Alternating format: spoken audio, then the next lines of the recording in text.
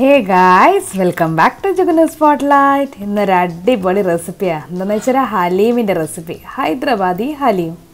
അപ്പോൾ നമുക്ക് എന്തെല്ലാം ഇൻഗ്രീഡിയൻസ് വേണ്ടതെന്ന് നോക്കാം.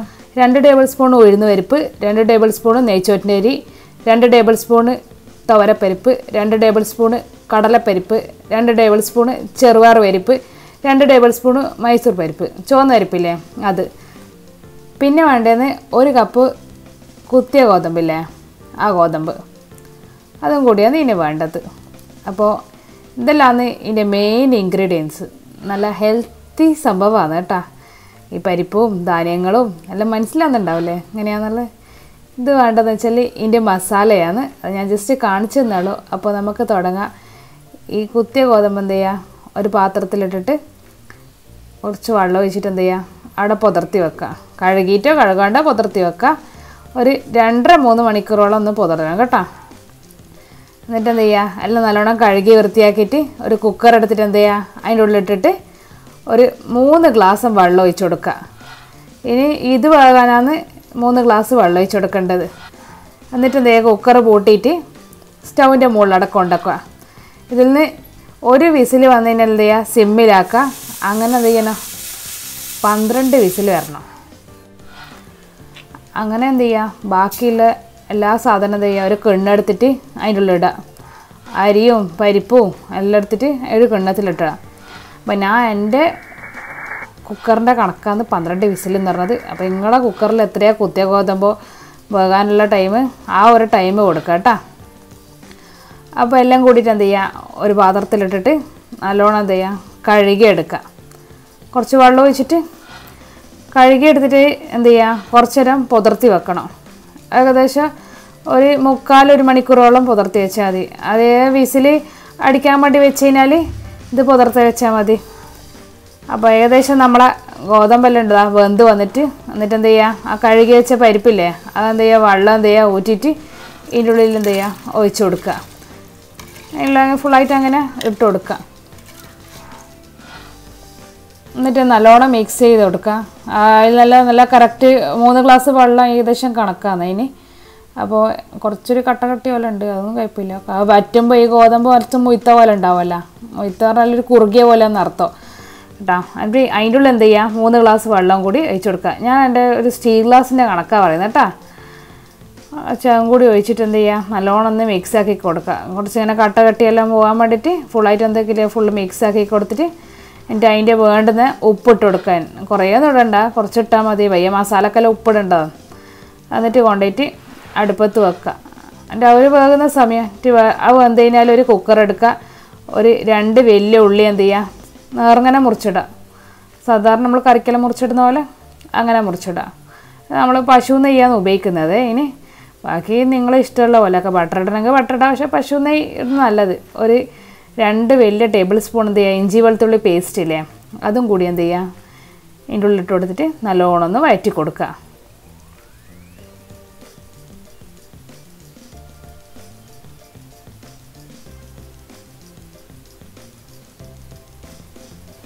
കുറച്ച് ഉള്ളിയെ നല്ലോണം വാടിക്കഴിഞ്ഞാൽ ഒരു 1/4 ടീസ്പൂൺ മഞ്ഞൾപ്പൊടി ഇട്ട് കൊടുക്കുക. ഒരു 1/2 ടീസ്പൂണ് മുളക് പൊടി, കാശ്മീരി മുളക് പൊടിയില്ലേ, പുല്ലമുളക് എന്നെല്ലാം പറയുന്ന ആ പൊടി ഇട്ട് കൊടുക്കുക. ഒരു 1 ടീസ്പൂണ് മല്ലിപ്പൊടി ഇട്ട് കൊടുക്കുക. പിന്നെ വേണ്ടിയെന്ന് ബേ ലീഫില്ലേ അത്, 3-4 കഷ്ണം പട്ട, ഒരു 5-6 ഗ്രാമ്പു, 4 ഏലക്കായ്, ഒരു സ്റ്റാർ, പിന്നെ ഒരു കഷ്ണം ജാതിക്കേൻ്റെ അതെല്ലാം കൂടിയിട്ട് എന്ത് ചെയ്യുക, നല്ലോണം മിക്സിയിൽ പൊടിച്ചെടുക്കുക.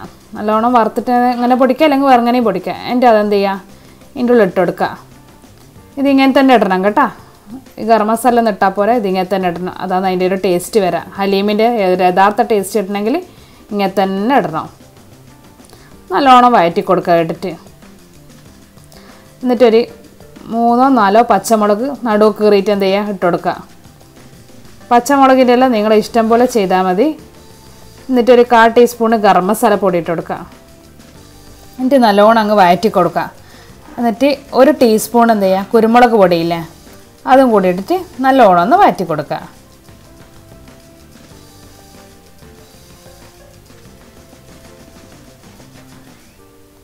എന്നിട്ട് എന്ത് ചെയ്യുക, ചിക്കനില്ലേ അതിൻ്റെ ഈ ഇറച്ചിക്കട്ട മാത്രം അതാ കോയിൻ്റെ അതൊരു 300 ഗ്രാം, ഏകദേശം കുറച്ച് വലിയൊരു 3-4 പീസ് ഇട്ട് കൊടുക്കുക ഇതിൻ്റെ അകത്ത്. ബാക്കി ഇനി കുറേ പീസ് വേണമെങ്കിൽ നിങ്ങൾ ഇഷ്ടം പോലെ ആക്കി കൊടുക്കുക. എന്നിട്ട് എന്ത് ചെയ്യുക, ഇതിൻ്റെ ഉള്ളിൽ വെള്ളം ഒഴിച്ച് കൊടുക്കുക. ഒരു 3 ഗ്ലാസ് വെള്ളം തന്നെ ഒഴിച്ച് കൊടുക്കേണ്ടത്.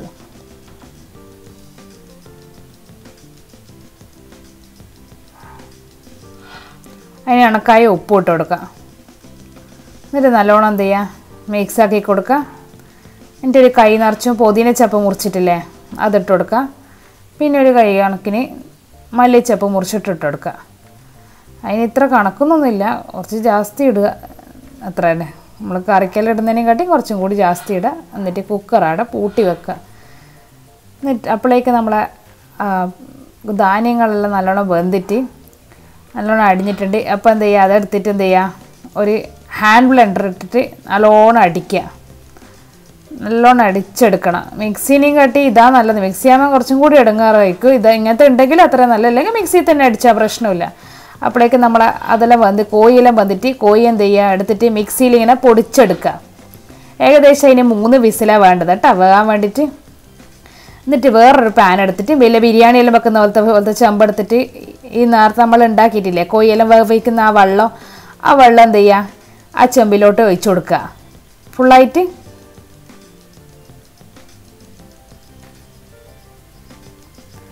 എന്നിട്ട് ആ കോഴി എടുത്തിട്ടില്ലേ നമ്മൾ, അതെന്ത് ചെയ്യുക, ഇതിൻ്റെ ഉള്ളിൽ ഇട്ട് കൊടുക്കുക പൊടിച്ചത്. എന്നിട്ട് അതിൻ്റെ ഉള്ളിൽ നല്ലോണം എന്താ ചെയ്യുക, മിക്സാക്കി കൊടുക്കുക.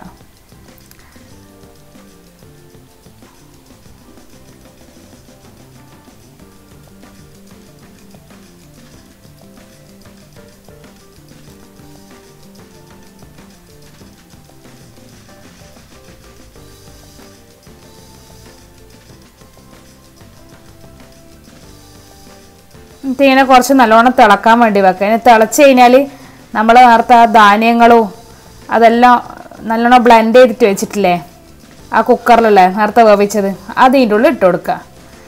എന്നിട്ട് നല്ലോണം പൊരിച്ച ഉള്ളി ഉണ്ടാവില്ല, നമ്മൾ ബിരിയാണിക്കെല്ലാം പൊരിക്കൂലേ, ഉള്ളി നേർമനാക്കിയിട്ട് നെയ്യ് എണ്ണയെല്ലാം ചേർത്തിട്ട് പൊരിക്കൂലേ, അതെന്ത് ചെയ്യുക, കുറച്ച് ഇട്ട് കൊടുക്കുക. ഒരു കൈപ്പിടി. എന്നിട്ട് കുറച്ച് നല്ലോണം മല്ലിച്ചപ്പ് ഇട്ട് കൊടുക്കുക.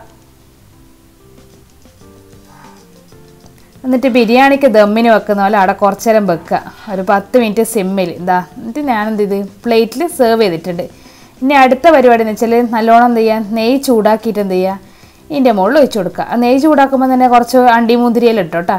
നമുക്ക് പിന്നെ മുന്തിരിയെല്ലാം വെറുതെ എടുത്ത് ചാടുന്നതുകൊണ്ട് നമ്മൾ മുന്തിരിയൊന്നും ഇട്ടിട്ടില്ല, ആകെ കശുവണ്ടി മാത്രമേ ഇട്ടിട്ടുള്ളൂ. എന്നിട്ട് അതിൻ്റെ മുകളിൽ എന്ത് ചെയ്യുക, പൊരിച്ച ഉള്ളി നല്ലോണം ഇട്ട് കൊടുക്കുക.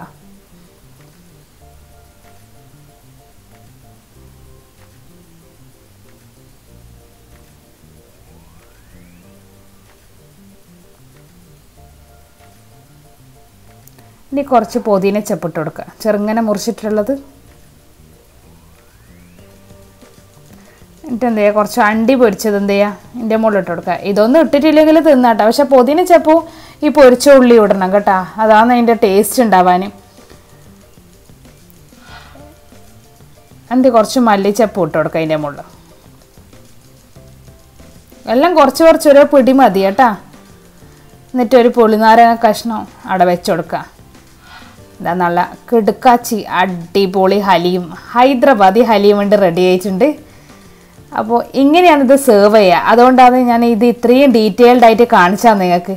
കാരണം ലാസ്റ്റ് എണ്ണ വെച്ചിട്ട് പുതിനച്ചപ്പും മല്ലിച്ചപ്പും പിന്നെ ആ നാരങ്ങയെല്ലാം അവിടെ വെച്ചതെന്ന് വെച്ചാൽ ആ നാരങ്ങ തിന്നുന്ന സമയത്ത് ആരാണോ കഴിക്കുന്നത് അവരെടുത്ത് പിയ്യണം. ആ പണി മാത്രം തിന്നുന്ന ആളെ എടുക്കണം. ഉണ്ടാക്കിയാൾക്ക് ആ ഒരു പണി ഒഴിഞ്ഞിട്ടുണ്ട്. അപ്പോൾ എന്ത് ചെയ്യുക, നമുക്ക് തിന്നാം. അപ്പോൾ എങ്ങനെയാണ് തിന്നേണ്ടതെന്ന് വെച്ച് കഴിഞ്ഞാൽ തിന്നുന്ന ആളെന്ത് ചെയ്യുക, ആ നാരങ്ങ എന്ത് ചെയ്യുക, നല്ലോണം പീഞ്ഞെടുക്കുക. ഒരു നാരങ്ങൻ്റെ 4 ഭാഗമാക്കിയിട്ടുണ്ട്, അതിലൊരു പീസേ വേണ്ട കേട്ടോ. എന്നിട്ട് പിന്നെ സ്പൂണ് മതി ധാരാളം. എന്നിട്ട് എന്ത് ചെയ്യുക, എടുത്തിട്ട് വായിലിടുക, അത്ര തന്നെ.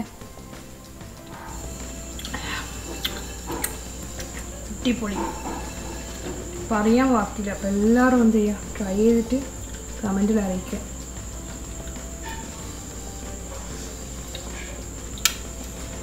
ഇതിങ്ങനെ തിന്നുക.